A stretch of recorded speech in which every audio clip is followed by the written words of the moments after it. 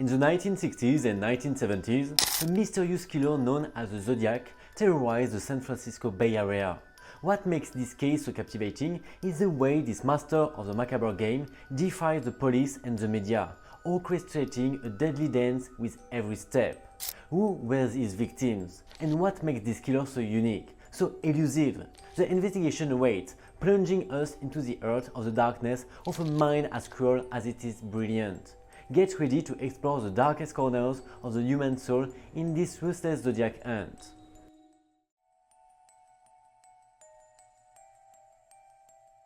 On December 20, 1968, in the midst of the hustle and bustle of the Christmas holidays, a couple of teenagers enjoying a gentle stroll in the quiet suburb of Vallejo, California. Both were coldly slaughtered, without the slightest warning. Not a thing, not a single fingerprint left behind. The killer seemed to be an expert, an elusive ghost whom the police were never able to pin down or understand his obscure motives. But the following year, in July 1969, horror struck again in the same place. Darlene and Mike, two ordinary souls, had parked their car for a perhaps harmless, but let's be honest, probably naughty break for this young couple. Suddenly, a mysterious man approached, glared at them, then opened fire several times. It was like a walking nightmare. An hour after the attack, the unthinkable happened. The man called the local police himself, proudly confessing responsibility for both attacks. Thanks to this unexpected arrogance, Mark survives, delivering a valuable sketch. And despite this chilling call, despite this face, the case has never been solved.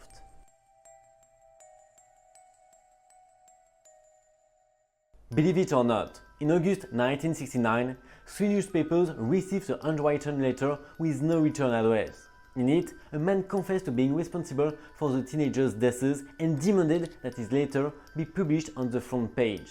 If not, he threatened he would commit more murders. The letter was signed by the Zodiac killer. As a seal, he had drawn a circle with a cross through it. What's more, each envelope contained a third of a code that was supposed to reveal his identity. When the police failed to arrest him or decipher the riddle, the newspaper received a new letter containing further threats. A few days later, 2 teachers managed to complete the code. This was only the beginning of a text in which the killer boasted of his pleasure in killing. Thus began the legend of the Zodiac killer.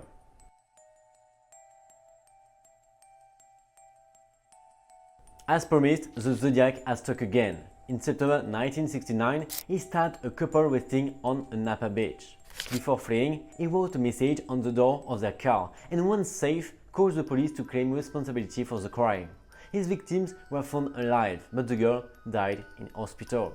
2 weeks later, a cab driver was shot dead in San Francisco. This time, the Zodiac left no trace of the crime scene, but wrote a new letter to the press claiming responsibility. As evidence, he included a piece of the cab driver's bloodied t-shirt. This time, he threatens to attack a school bus.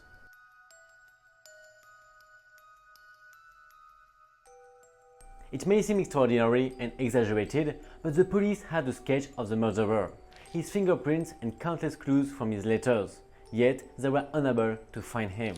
What makes this case even more disturbing is that this psychotic killer seemed to take a malicious pleasure in playing with the forces of law and order.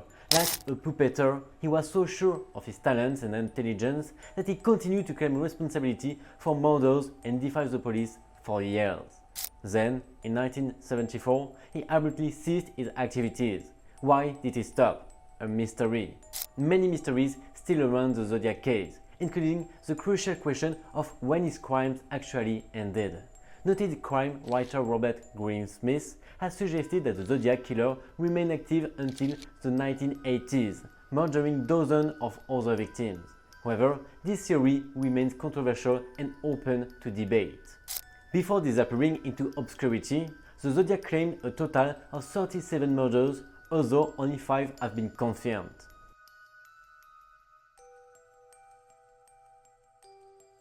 The Zodiac murders triggered a frenzied investigation and sensational media coverage, not least because of the killer's mocking letters to the newspapers and chilling phone calls to the police.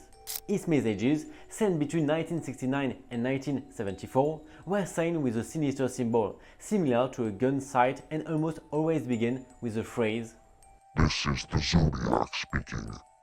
Among these letters were 4 enigmatic codes or cryptograms, the first of which was sent in 3 pieces to 3 Bay Area newspapers in July 1969. This cryptogram, known as cryptogram 408 because of its 408 characters, was quickly deciphered by 2 people, and there a terrifying message revealed itself. "I like killing people because it's fun. It's more fun than killing game in the forest because man is the most dangerous animal there is. Killing something is the most exciting experience there is. It's even better than having fun with a girl. The best part is that when I die, I'll be reborn in paradise, and all those I've killed will become my slaves. I won't give you my name because you'll try to slow down or stop my collection of slaves for my afterlife." Another code, code 340, sent to the San Francisco Chronicle in November 1969, was finally deciphered in 2020, nearly 50 years later, by a team of 3 amateur decryptors. "I hope you're having fun trying to catch me. That wasn't me on the TV show, which raises a point about me. I'm not afraid of the gas chamber because it will send me to heaven all the faster because I now have enough slaves to work for me, whereas everyone else has nothing when they reach heaven, so they're afraid of death." Apparently, this deranged killer harbored the sinister belief that his victims would become his slaves in paradise. To decipher this last message from the Zodiac, a veritable enigma hunt was launched. A sophisticated computer program called AZD Decrypt, specially designed by researchers to solve complex homophonic codes like this, for example, it was used. Analog sources of information were also essential to complete this baffling puzzle. And therein lies the irony of the story. The killer, in his arrogance, had intended this message not to be so difficult to decode, but the reality was quite different. The message was terribly complex, full of traps and detours that even the sharpest minds found difficult to foil. This puzzle was not just a mocking note, but a mental labyrinth into which the Zodiac was dragging us, challenging anyone to dare understand it and defeat its macabre game. The truth is, he's probably lost himself in his own game.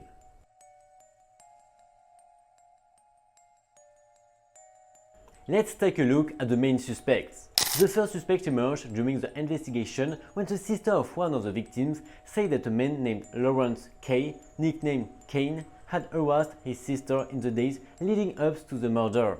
Kane was the suspect who most closely resembled the portrait drawn. Robert Grainsmith, a newspaper cartoonist who had the most contact with the Zodiac killer, claimed that he could be Arthur Late Allen, a criminal arrested in 1974 for molesting minors. According to his research, Allen called himself Zodiac and showed up at his house covered in blood on the day of the third murder. In 2014, Gar L. Stewart published a book in which he claimed that his father, Earl Van Best, was the murderer. As proof, he showed his resemblance to the spoken portrait and certain coincidences in the later codes. Despite their force, none of these theories has been proven. Unfortunately, no one has been punished for these murders.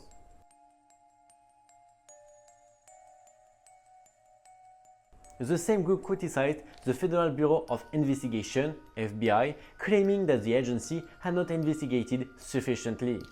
Gary Francis Post was a painter and member of the Air Force. He died in 2018 and, according to reports, had been investigated in the past as a possible suspect, but was never definitely linked to the crimes.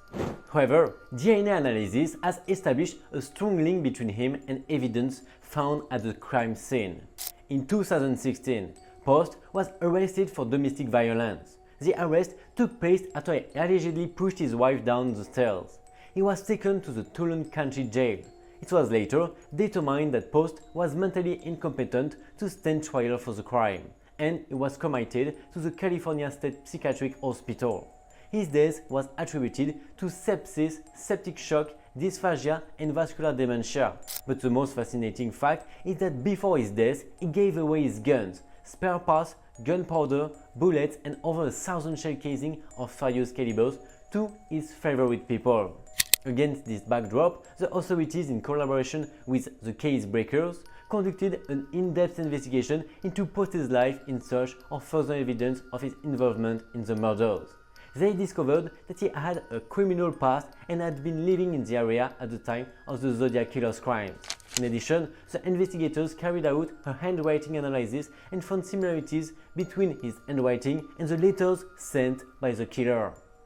The discovery of the Zodiac killer is a milestone in the history of justice. For decades, this mystery had baffled investigators and captivated the public. Today, it seems that the killer's identity has finally been revealed, bringing closer to the victims and their families. But even if the evidence does come to light, we'll never have any real proof of the Zodiac killer. That's why the FBI maintains that it has not solved the case of the Zodiac killer and that its investigation remains open. This means that even today, doubts remain as to the identity of the culprit, and although there is a prime suspect, it seems that the case will never be solved, Gary Francis Poste having taken the truth to his grave.